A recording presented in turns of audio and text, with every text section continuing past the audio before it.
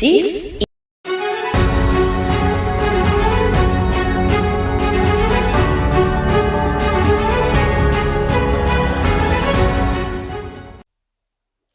Good afternoon and welcome to Kwararafa Television News at noon. I am Rachel Epaphras with the news. First, the headlines. President Bola Tinubu has approved the establishment of a new army battalion in Kwara State. The Nigerian Hydrological Services Agency has issued a 7-day flood advisory. Ghana's main opposition party leader have been sentenced to 22 years in jail. Now the news in full. President Bola Tinubu has approved the establishment of a new army battalion in Kwara State as part of the efforts to strengthen security and intensify the fight against banditry, terrorism, and other violent crimes in the state.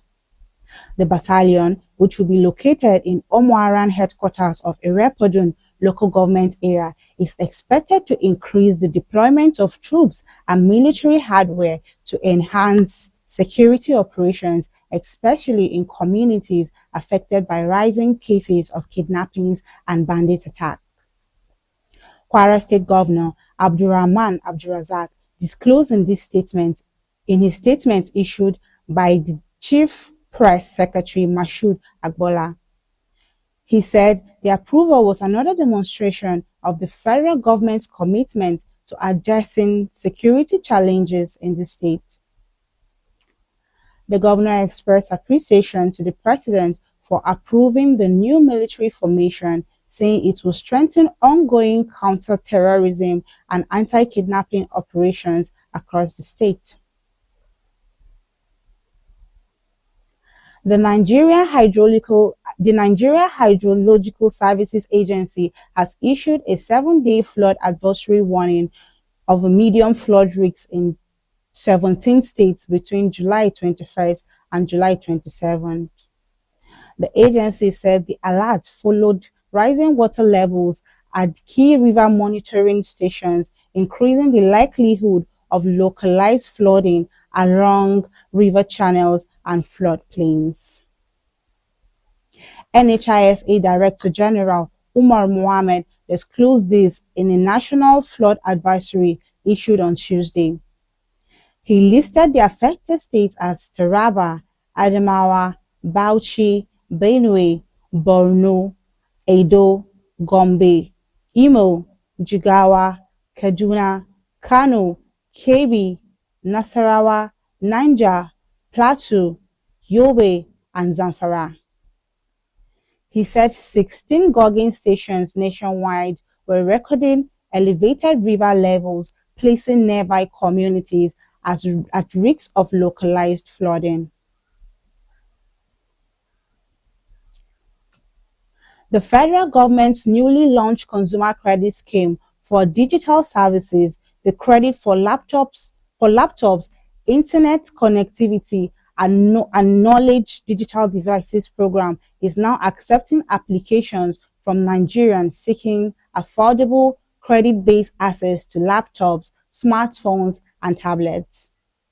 The program, implemented by the Nigerian Consumer Credit Corporation, Credit Corp, in partnership with the Federal Ministry of Communications, Innovation and Digital Economy, was unveiled in Abuja by the Minister, Dr. Bosun Tijani, alongside Credit Corp's Managing Director and Chief Executive Officer, Uzoma Ngbawa.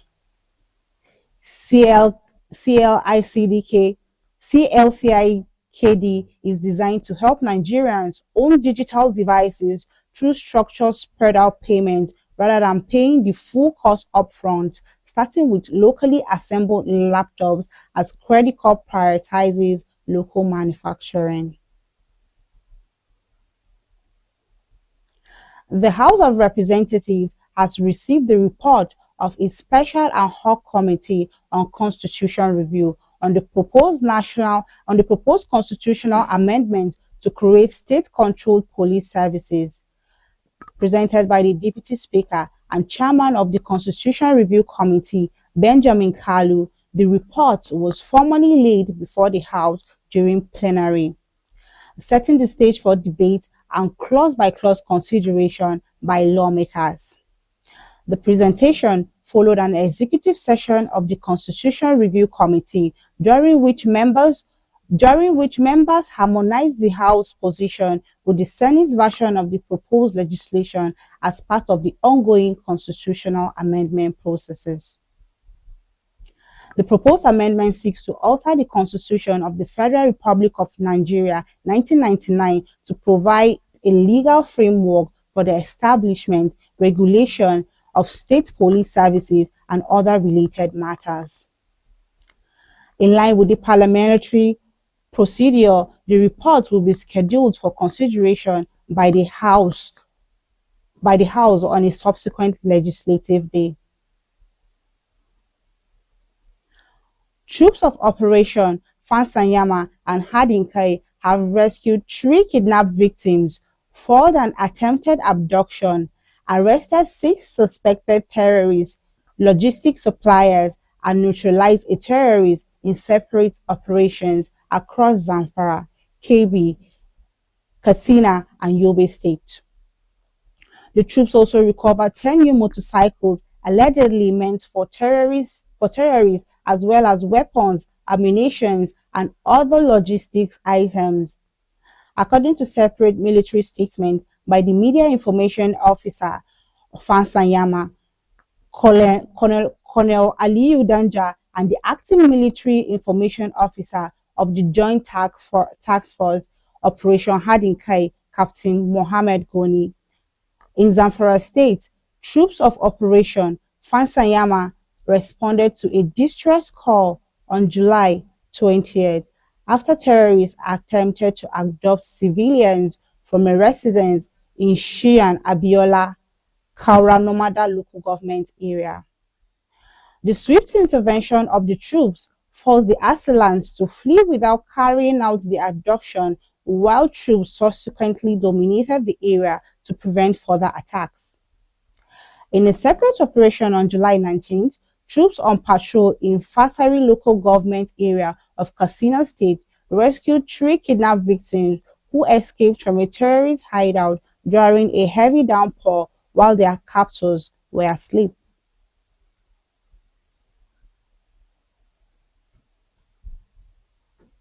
The Nasarawa State Governor, Abdullahi Sule, said he prayed for a day when Nigeria would produce an all-Christian presidential candidate. He expressed confidence that such pairing would emerge victorious at the poll. Sule spoke during an appearance on Channel's television Politics Today, where he responded to concerns raised by the Nigerian Democratic Congress Vice President candidate Rabiu Kwankwaso over the possibility of another same-faith presidential ticket in 2027. The governor dismissed suggestions that the APC Muslim ticket amounted to religious exclusion. He said the country was in fact overdue for a Christian-Christian pairing to test the same electoral fortune that had favored the Muslim ticket in the past. We'll be right back after a quick short break and the news continues. Kwararafa Television.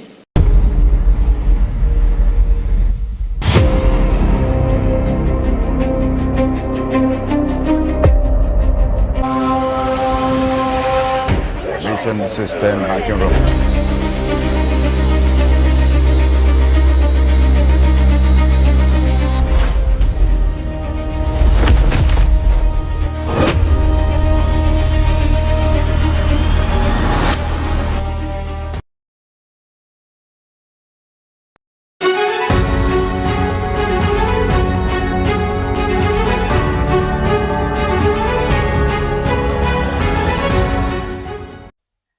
Welcome back, and now the news continues. Ghana's main opposition party has reacted with anger after one of its most influential leaders was sentenced to 20 years in jail with hard labor for illegal mining offenses. The Patriotic Party (NPP) alleged that the landmark judgment against Bernard Antwi Bosiako, the party's chairman for the Anshi region was politically motivated. Popularly known as Chairman Wontumi, Bosiako is the first senior politician in Ghana to be convicted of illegal mining since the government began a crackdown on the practice in 2017. As well as receiving a jail sentence, Bosiako, who had denied the charges, was ordered to pay more than $10,000 in fines. He looked visibly shocked when the judge handed down the sentence in a court in the capital, Accra. The NPP politician was found guilty of assigning mineral rights without approval and facilitating an unlicensed mining operation through his company, Akonta Mining. Somalia's government says it is concerned about WhatsApp's plan to launch a new feature that will let people chat using username rather than phone numbers, saying it could pose a security risk. Communications and Technology Minister Ahmed Osman Diri said it could make it harder to trace and counter criminals in a country that is still battling Islamist militants. The rollout to 3 billion global users of WhatsApp worldwide is expected in the coming months, allowing people to remove or change their usernames at any time.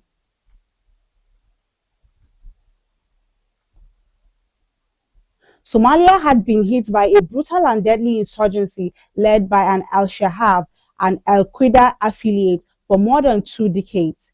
In response to Somalia's concerns, WhatsApp said that the future was not yet live and users will still need a phone number to use the app. It further stated that the future comes with a built-in safeguard against scams. A humanitarian worker in the Democratic Republic of Congo has been medically evacuated to the UK after a potential healthcare-related exposure to Ebola. The UK Health Security Agency, UKSHA, said the individual, who is a UK resident, had not been named and has no symptoms, and the move is purely precautionary. The individual remains well, but the individual remains well, but is being assessed and monitored at a London hospital. The statement from the UKHSA said. The hospital has not been named, but the Royal Free in the North London has a high-level isolation unit and the primary national center for high-consequence infectious diseases. The incubation period of Ebola ranges from 2 to 21 days, and the humanitarian workers will be required to isolate throughout. The individual has been working with a humanitarian organization supporting the Ebola outbreak response. Ukrainian drones have hit warehouse belonging to Russia's biggest online retailer again, injuring 15 people, according to the company's founder and regional governors. Logistic hubs run by Wilburys in 2 southwest cities were impacted by overnight attacks, leading to workers evacuated, the founder said. It is the second time Ukraine has attacked the firm's facility in 4 days, with warehouses in Tambov and Elektrosal hit on Saturday, killing 8 and injuring 62. Ukrainian President Volodymyr Zelensky said Ukraine struck logistic hubs in the Krasnodar and Stavropol regions that are involved in providing the Russian army with drone components, navigation equipment, and other gear. The war with Iran has cost the US some $37 billion so far, an increase of nearly $8 billion since the last estimate in May, Defense Secretary Peg Hegseth has said.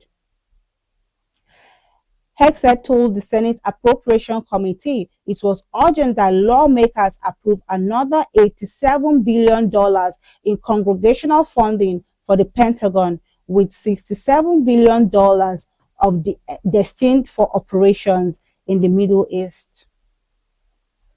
The hearing was disrupted by several times The hearing was disrupted several times by anti-war protesters, and it ended in a shouting match between the defense secretary and a senator.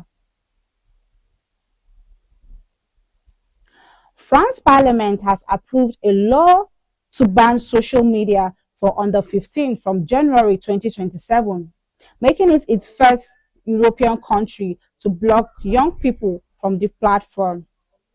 The law will mean everyone in France must verify their age to access social media, and comes as the UK and EU are also developing their own limits in response to concerns for children's mental health. French President Emmanuel Macron has welcomed the move, which he had pledged to introduce to mark in the end of his decade in office. While skeptics have questioned the law viability, the government has insisted that the online tools to put the health check in place are effective and safe. Both the French Senate and National Assembly adopted the ban on Tuesday, despite criticism from some on the left. That is it on the news at noon. I remain Rachel Epaphras. Bye.